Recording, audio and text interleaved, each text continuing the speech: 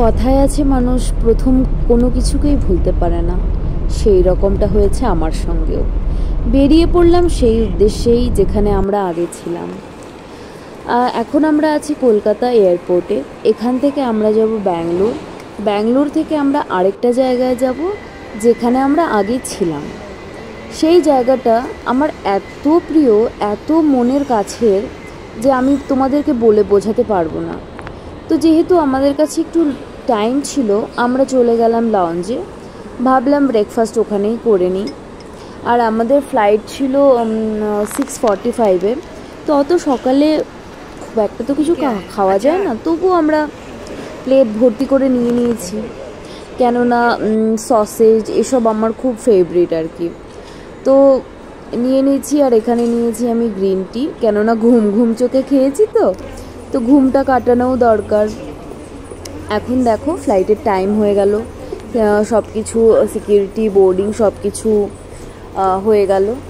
এবার আমরা ফ্লাই করার জন্য রেডি।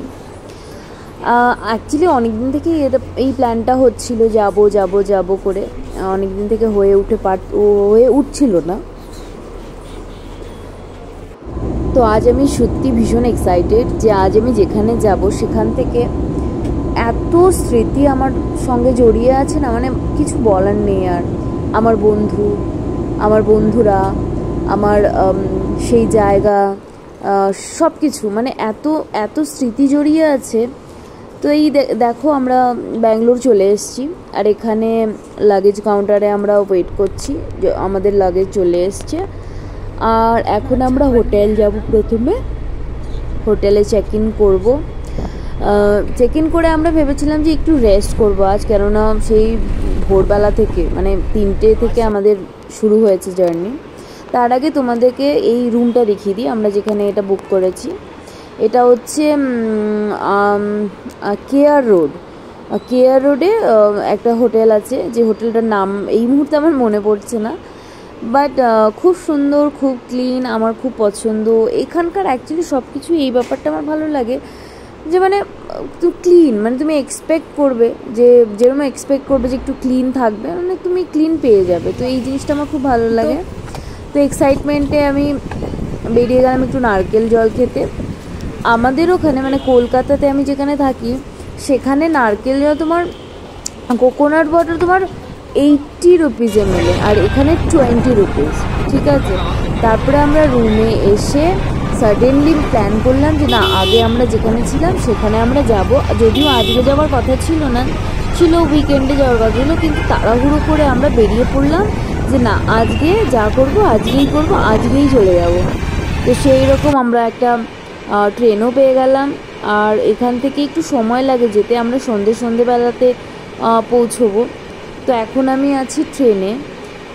কি সুন্দর দৃশ্য দেখো, গাছপালা, এই জায়গাগুলো আমার এত ভালো লাগে। আমার এত স্মৃতি জড়িয়ে আছে না এগুলোর সঙ্গে, মানে কি বলবো, আমি আগের কথা মনে পড়ছে। আর আমার না কান্না পাচ্ছিল যে আমি এমন মনে হচ্ছিল যে আমি বাড়ি চলে এসেছি।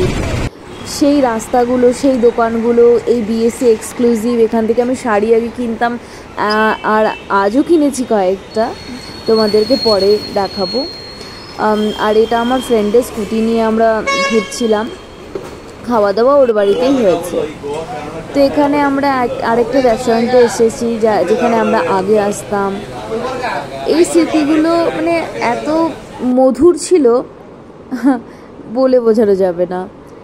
তারপরে সব কিছু যখন ঘোরা হয়ে গেল, আমি ভাবছিলাম আমার বাড়ির সামনে দিয়ে একটু যাই।